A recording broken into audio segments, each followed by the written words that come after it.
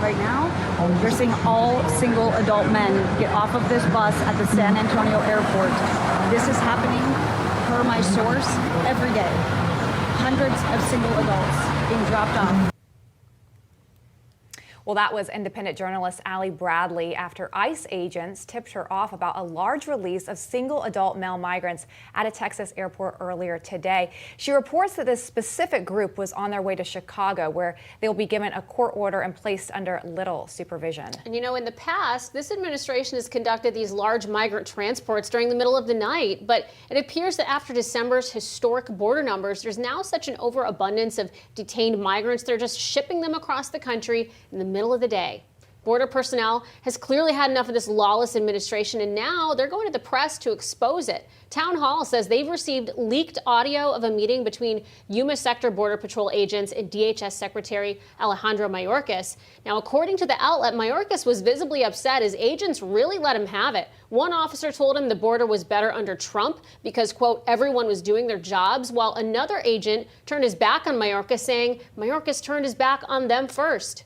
Well, joining us now to discuss is former adjunct general of the Arizona National Guard and Arizona Senate candidate Major General Mick McGuire. Mick, thank you so much for joining us. You know, we now have border officials speaking out and then leaking this information, as Jen mentioned, to the press. Are they just so fed up with this administration? I mean, what's happening here?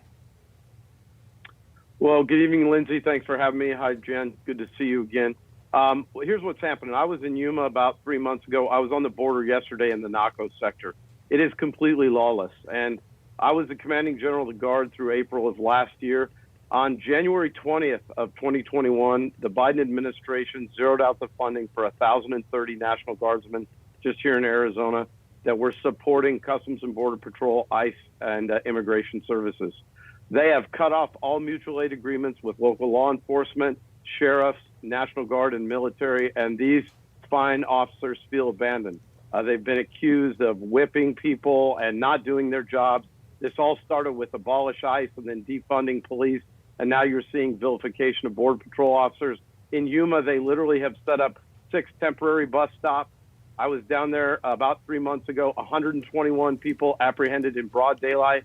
When people ask me, is this any different than my 20 years when I saw things at the border when I would deploy guardsmen down there? Never in the middle of the day have I seen 121 people just disregard the law, cross the border, surrender to law enforcement. All they're doing right now is driving buses, and they are frustrated.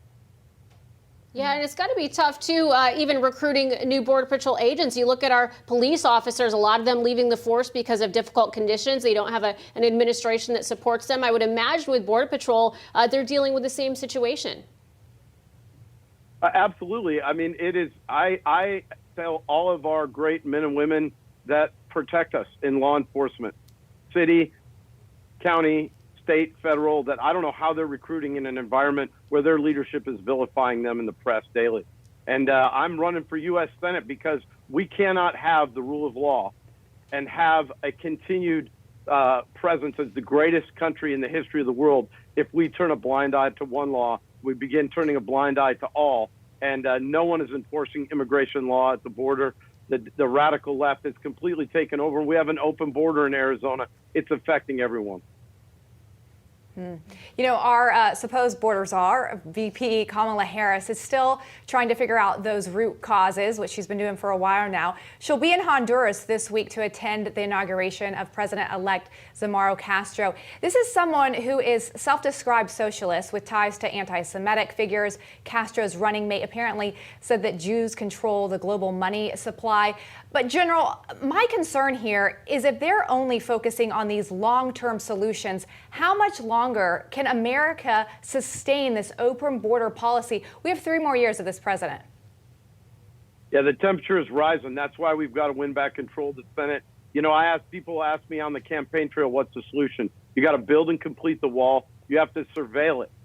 There was a plan by Trump's administration, a great plan. They built 30-foot high. They call it Trump Wall.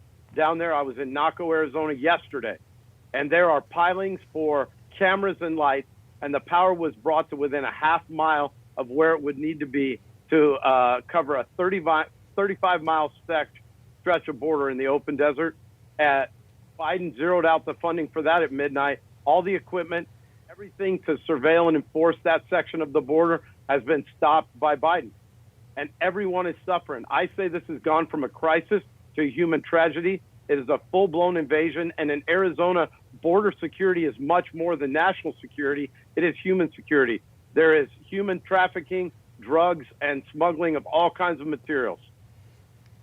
Yeah, and it certainly didn't have to be this way, General. And I want to circle back to the administration mass releasing these single adult migrants. We saw it in the middle of the night, now during the middle of the day. ICE put out a statement today saying that they only focus on removing migrants who pose a threat to national security, to public security, and border security. You read this statement and it somehow comes across as an advertisement saying, hey, if you're in South America, as long as you're not a threat, no problem, you can cross the border and come live here. Yeah, on one of my trips down, this has come up a lot about the policies. One of the Border Patrol agents stopped somebody that had crossed illegally and surrendered. And when questioned about why he came, he said, because Joe Biden invited us. That was his statement in Spanish. And so there clearly is a movement in South and Central America, around the world, that there's an open border. The cartels are exploiting this. And we have to, Lindsay and Jen, we have got to wrestle back control of the U.S. Senate. In your lead-in segment, you talked about them racing to try to get a Supreme Court justice in. When we elect Mick.com, when we win this thing, there will be no Supreme Court justices from 22 to 24, and we'll win back the White House. Well, General, let me ask you about this, because there's a story that hasn't gotten much attention so far. Over the weekend, border officials encountered more than 420 migrants in Brownville, Texas. They came from Venezuela, Nicaragua, Chile, Honduras. I mean, as Jen's mentioning, there's an invitation into your story that you gave about that migrant, saying literally they came here because they feel invited from this administration. How much more can we expect of this? And we've already seen record numbers. How much bigger do you expect for it to get? Well, the number for 2021 was 2 million people. There's 7 million citizens in Arizona. Think about Arizona absorbing over nearly a quarter of the population in 1 year. That's what's happening here across the southwest border between Texas, New Mexico, Arizona, and California. The answer to how much longer is it going to continue? As long as Joe Biden has the welcome mat out. And something I want you both to consider. In 2014, when I was the commander of the Guard, we had an undocumented alien crisis issue. 85% of the people that were detained were from Mexico, El Salvador, Honduras, or Guatemala. When I was down there on my last trip to Yuma, of the 121 people apprehended in 2.5 hours in broad daylight, not one person from Mexico, El Salvador, Honduras, or Guatemala. And you remember Vice President Harris said she went to the Golden Triangle to target the issue. Well, she missed the target by a mile, because the day I was there, they were from Cuba, Haiti, Venezuela, Colombia, and there was a group that was from Asia coming through from China. Wow. Yeah, there's no question. They know if you want to come to the U.S., now is the time to get here. It doesn't matter where you're coming from. You can just come on right through on our southern border. General Mick McGuire, we thank you so much for being with us tonight. Thanks for having me. I really appreciate it.